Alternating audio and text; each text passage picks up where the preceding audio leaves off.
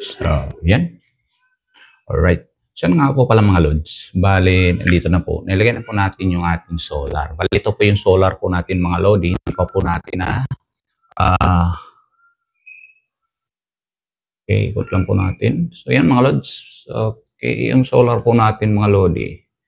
Ayan, bali, sinandal ko lang po siya dyan sa atip mga lods. Ayan. So, 100 watts po yan mga lodi. Okay. Yan po ang solar natin na 100 watts mga lods. Right. So, yan. And ito na po mga nabili po natin mga lodi.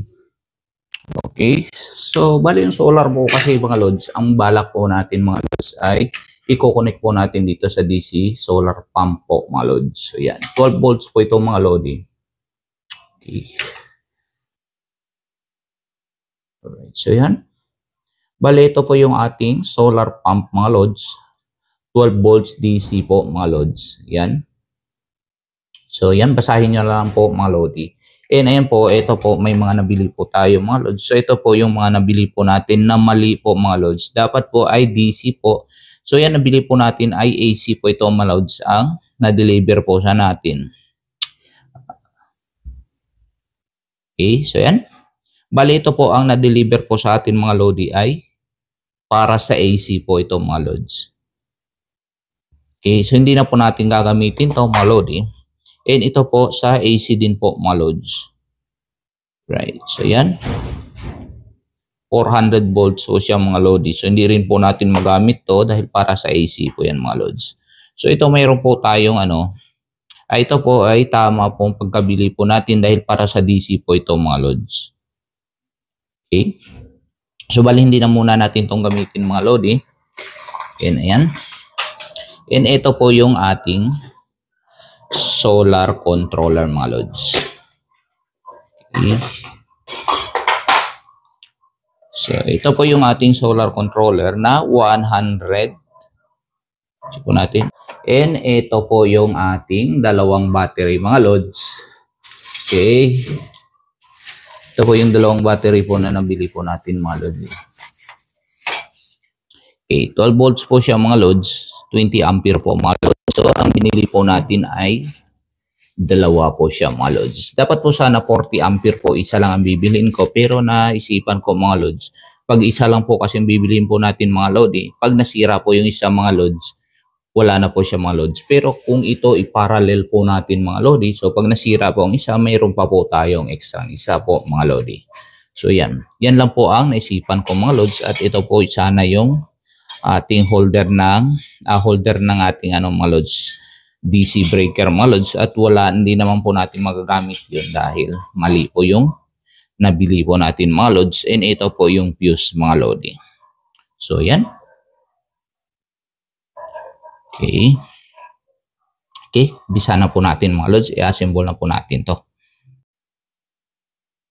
Alright, so yan mga lodi. Bali na i-connect ko na po mga lods. Hindi ko na po ipakita sa inyo mga lodi. Ayan. Bali na i-connect ko na po mga lods yung ating po mga lodi. Okay, adjust lang po natin. Ayan. Ito po yung sa ating solar controller. 100 watts po yung ating solar controller mga lods. 100 watts, sorry po. 100 ampere po yung ating solar controller mga lodi. So yan po.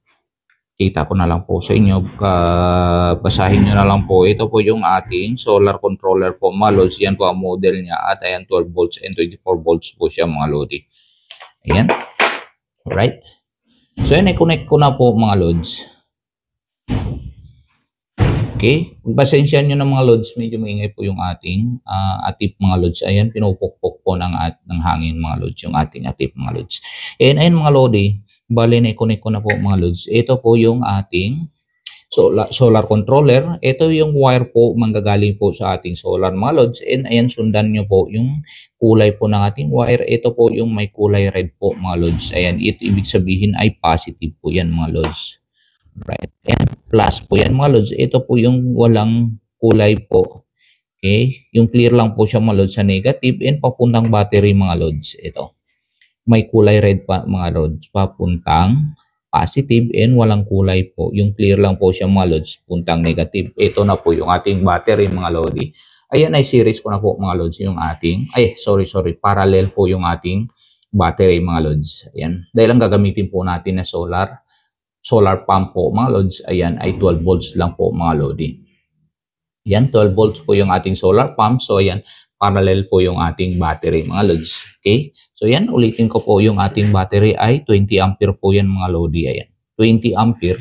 So instead na bibili po ako ng 40 ampere po na isa lang po mga lods, binili ko po ay dalawa po, tag 20-20 po. So ibig sabihin pag parallel po siya mga lods ay magiging 40 ampere na po siya mga lods. Ang kagandahan po nito mga lods dahil nabili po natin na 20-20 mga lods, pag nasira po yung ating battery ay ang isang battery po natin mga lods ay ibig sabihin may isa po tayong reserba mga lods.